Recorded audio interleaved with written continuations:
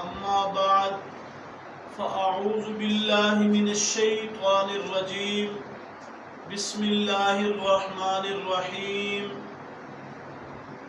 يا أيها الرسل كلوا من الطيبات واعملوا صالحا إني بما تعملون عليم صدق اللہ العظیم۔ محترم سامعین، قرآن مجید فرقان حمید کی سورت مؤمنون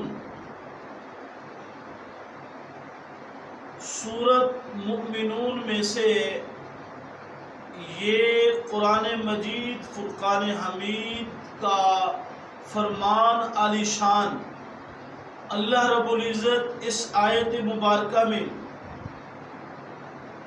اپنے رسولوں کو ارشاد فرما رہا ہے، یا ایھا الرسل کلوا من الطیبات واعملوا صالحا۔ اللہ فرماتے ہیں کہ کھاؤ پاکیزہ اور اچھے عمل کرو۔ یہ اللہ نبیوں سے فرما رہا ہے۔ اور سورۃ بقرہ کے اندر اللہ ایمان والوں سے فرما رہا ہے ارشاد۔ اللہ فرماتے ہیں کہ یا ایھا الذین آمنوا کلوا من طیبات ما رزقناکم۔ حضرت ابو ہریرہ رضی اللہ تعالی عنہ نبی اکرم صلی اللہ علیہ وسلم کا فرمان ارشاد فرما رہے ہیں کہ ان اللہ طیب لا يقبل الا طیبا وان اللہ امر المؤمنین بما امر به المرسلین۔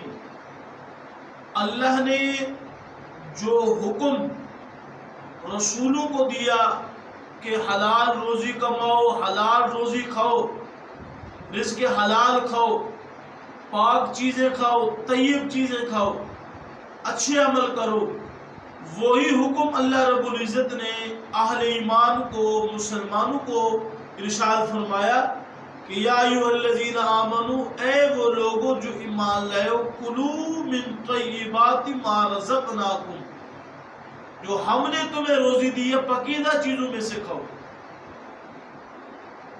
اور حضرت ابو ہریرہ فرماتے ہیں اللہ کے نبی کا یہ جو فرمان ہے، ان اللہ طیب، بے شک اللہ پاک ہے، لا يقبل الا طیبا، اللہ پاک ہی کو پسند فرماتے ہیں، پاک مال کو قبول فرماتے ہیں، پاکیزہ عمل کو قبول فرماتے ہیں۔ اللہ رب العزت پلید چیزوں کو، پلید عمل کو، پلید مال کو اللہ رب العزت قبول نہیں فرماتے۔ تو ان دونوں آیات میں، سورۃ بقرہ کی آیت میں، سورۃ المومنون کی آیت کے اندر اللہ رب العزت مال حلال، طیب مال، پاکیزہ کماؤ، پاکیزہ کھاؤ، اس کے بارے میں ارشاد فرما رہے ہیں۔ پاکیزہ عمل کرو۔ تو اللہ کے نبی صلی اللہ علیہ وسلم ارشاد فرماتے ہیں، حدیث کی کتاب میرے سامنے ہے، اس کا نام ہے الترغیب والترہیب۔ یہ اس کی جلد نمبر 2 ہے۔ اس کی جلد نمبر 2 کے اندر حضرت ابو ہریرہ رضی اللہ تعالی عنہ سے جو روایت میں نے مختصر نقل کی ہے، آگے اللہ کے نبی صلی اللہ علیہ وسلم کا فرمان حضرت ابو ہریرہ فرماتے ہیں کہ ثم ذکر الرجل، ایک بندے کا ذکر کیا اللہ کے نبی صلی اللہ علیہ وسلم نے۔ مدنی کریم فرماتے ہیں یطیل السفر، وہ آدمی لمبے سفر کرتا ہے۔ کوئی آدمی ہو، اس کا ذکر میرے نبی فرما رہے ہیں، سفر لمبے کرتا ہو، مسافر کی دعا قبول ہوتی ہے۔ اللہ کے نبی کا فرمان ہے کہ سفر کے اندر جو بندہ دعا کرتا ہے اس کی دعا قبول ہوتی ہے۔ آپ فرماتے ہیں یطیل السفر اشعث اغبر یمد یدیہ الی السماء یا رب یا رب، اس کے بال پراگندہ ہیں، اس آدمی کے جو لمبے لمبے سفر کرتا ہے، کپڑوں پر میل کچیل ہے، بال پراگندہ ہیں اس کے، پھر یدیہ وہ ہاتھ بلند کرتا ہے الی السماء آسمان کی طرف، پھر کہتا ہے یا رب یا رب، اے میرے رب اے میرے رب۔ میرے نبی فرماتے ہیں وَمَطْعَمُهُ حَرَامٌ، اس کا کھانا حرام ہو، وَمَشْرَبُهُ حَرَامٌ، اور اس کا پینا حرام ہو، وَمَلْبَسُهُ حَرَامٌ، اور اس کا کرتا اور اس کا کپڑا حرام مال سے ہو، کھانا حرام مال سے ہو، پینا حرام مال سے ہو، لباس حرام مال سے ہو۔ مدنی کریم فرماتے ہیں وَغُذِيَ بِالْحَرَامِ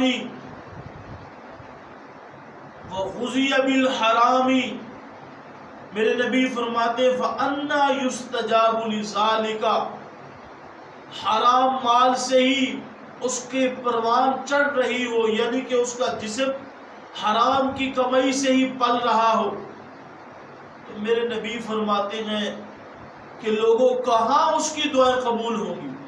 جس کا کھانا حرام، جس کا پینا حرام مال سے، جس کا لباس حرام مال سے، کھا کھا کر اس کا جسم حرام کے مال سے پل گیا ہو، پرورش پکڑ چکا ہو، تو اللہ کے نبی فرماتے ایسا بندہ جب دعا کرتا ہے تو اللہ اس بندے کی دعا کو قبول نہیں فرماتے۔ اگلی حدیث مبارکہ ہے ان آیات کی روشنی میں اللہ کے نبی فرماتے ہیں، حضرت ابو سعید خدری رضی اللہ تعالیٰ عنہ سے روایت ہے، وہ فرماتے ہیں کہ من اکل طیبا وعمل فی سنت وامن الناس بوائقہ دخل الجنہ، جس بندے نے کھایا طیب مال، پاکیزہ چیز کھائی اور عمل کیا سنت کے مطابق اس بندے نے، اور لوگوں کو تکلیف نہ دیتا ہو، لوگ اس کے شر سے محفوظ ہو، تو میرے نبی فرماتے ہیں وہ تو جنتی آدمی، وہ تو جنت میں جائے گا۔ انس بن مالک سے ایک اور روایت ہے، حضرت انس بن مالک سے مدنی کریم کا فرمان پیش کرتے ہیں طلب الحلال واجب علی کل مسلم، ہر مسلمان پر واجب ہے کہ وہ روزی حلال کی کمائے، حلال کمائے، حرام سے بچے، یہ ہر مسلمان پر واجب ہے۔ اللہ کے نبی صلی اللہ علیہ وسلم کے ایک صحابی ہیں جن کا نام ہے حضرت سعد بن ابی وقاص رضی اللہ تعالی عنہ۔ سعد بن ابی وقاص رضی اللہ تعالی عنہ عشرہ مبشرہ میں سے ہیں، بہت بلند و بالا، بڑی شان کے صحابی رسول ہیں، بہت شان کے صحابی ہیں سعد بن ابی وقاص رضی اللہ تعالی عنہ، جس کے بارے میں میرے نبی نے فرمایا تھا ارمی یا سعد فدا ابی کا و امی، سعد تیر مارو، میرا ابا عبداللہ میری اما آمنہ تجھ پر قربان ہو۔ حضرت علی فرماتے ہیں کہ یہ جملہ حضرت سعد کے سوا کسی اور کے بارے میں نبی نے نہیں فرمایا۔ کتنی شان کے صحابی ہیں، وہ نبی سے کہہ رہے ہیں یا رسول اللہ ادعو اللہ ان یجعلنی مستجاب الدعوہ، سنیں کہ اللہ کے رسول، اللہ سے آپ دعا کریں کہ میں مستجاب الدعوات بن جاؤں، جو بھی دعا کروں اللہ میری قبول فرما لے۔ تو پھر میرے نبی نے ان سے کیا فرمایا؟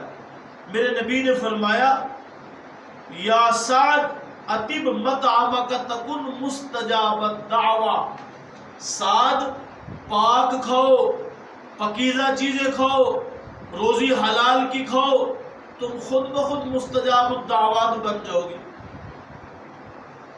اللہ کے نبی صلی اللہ علیہ وسلم کا فرمان عالیشان حضرت عبداللہ بن عمر سے روایت ہے، میرے نبی فرماتے ہیں من اشترى ثوبا بعشرة دراهم وفيه درهم من حرام لم يقبل الله عز وجل صلاة ما دام عليه، کتنی وضاحت کے ساتھ میرے نبی ارشاد فرما رہے ہیں. آقا فرماتے من اشترى ثوبا بعشرة دراہم، جس بندے نے خریدا کپڑا 10 درہم کا کپڑا خریدا، 10 درہم کا کپڑا خریدا. آج کے دور میں 10,000 کا خریدا، 2,000 کا خریدا، 5,000 کا خریدا. ایک مثال ہے. 10 درہم کا خریدا. میرے نبی فرماتے ہیں وفیہ درہم من حرام، اس کے اندر 1 درہم حرام کا ہو، 9 درہم حلال ہو، 1 درہم حرام کا ہو. 10,000 کا سوٹ خریدا، بیوی کے لیے، خود کے لیے، واسکٹ خریدی، گرم شال خریدی، گرمی کا سوٹ، سردی کے سوٹ خریدے. 9,000 حلال کے ہیں، 1,000 حرام کا ہے.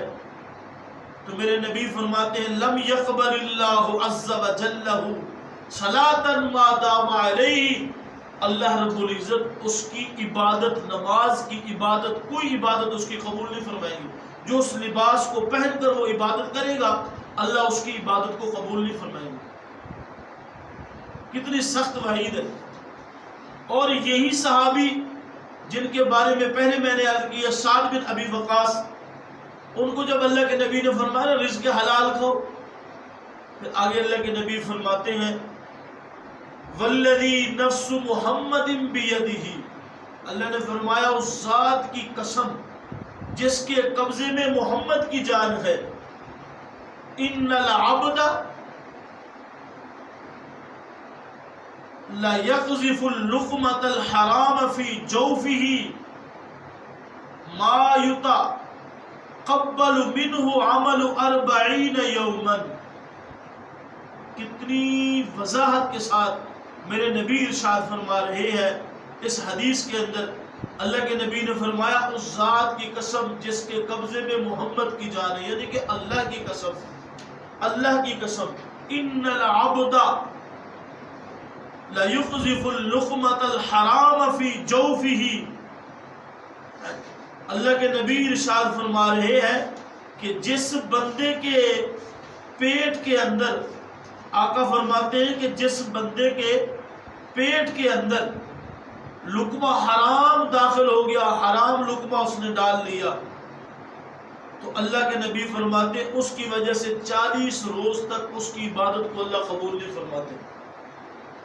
لا يقذف اللقمة الحرام في جوفه، جو پیٹ کے اندر حرام روزی چلے گی، ایک لقمہ حرام کا چلا گیا، تو مدنی کریم فرماتے ما يتقبل منه عمل 40 يوما، 40 دن تک اللہ اس کی عبادت کو قبول نہیں فرماتے. اگر وہ نماز پڑھتا رہے گا، عبادت کرتا رہے گا، اس کو اجر اور ثواب جو اللہ کی طرف سے ملنا ہے اس عبادت پر اللہ اس کو وہ عطا نہیں فرمائے گا. اور کتنی سخت وعید ہے. اور حدیث میں میرے نبی ارشاد فرماتے ہیں یأتی علی الناس زمان، یہ حدیث حضرت ابو ہریرہ سے راوی ہے ان کے، وہ روایت فرماتے ہیں یأتی علی الناس زمان لا یبالی المرء ما اخذ امن الحلال ام من الحرام. مدنی کریم فرماتے ہیں کہ لوگوں ایک زمانہ آنے والا ہے، تم پر ایک زمانہ آئے گا کہ لوگ یہ پرواہ نہیں کریں گے کہ میں حرام مال لے رہا ہوں یا حلال مال لے رہا ہوں. حلال و حرام کی تمیز اٹھ جائے گی. وہ یہی تو زمانہ ہے. سودی کاروبار، رشوت کا بازار گرم، جوئے کا بازار گرم، بیمہ پالیسی کا بازار گرم، دھوکے سے مال کمانا، فراڈ کے ذریعے مال کمانا، شراب بیچ کر کمانا، خنزیر بیچ کر کمانا، وراثت کے حقوق غصب کر کے مال کو کھانا، یتیموں کا مال کھانا، کتنے حرام کے ذرائع ہیں. پرواہ ہی نہیں ہے کہ کہاں سے مال آ رہا ہے، کہاں کھایا جا رہا ہے، کیا کیا جا رہا ہے. اور کتنی وعیدیں ہیں. اللہ عبادتیں قبول نہیں فرماتے. وہ جسم جہنم کی غذا بنے گا جو حرام مال سے وہ پلا، حرام مال سے اس کی پرورش ہوئی. کتنی سخت وعید ہے. اللہ رب العزت ہم سب کو رزق حلال کمانے کی، رزق حلال کھانے کی، اپنی بیوی اپنے بچوں پر مال حلال کا لقمہ ان کو کھلائے، حلال مال سے ان کے کپڑے، حلال مال سے ان کے جوتے، حلال مال سے ان کی ساری ضروریات، اپنا مکان رزق حلال سے بنائے، اپنی گاڑی رزق حلال سے خریدے۔ حلال مال کا کھانا اور کمانا یہ عین عبادت ہے، یہ عین عبادت ہے۔ اللہ رب العزت ہم سب کو نصیب فرمائے۔ قضى نحبه ومنهم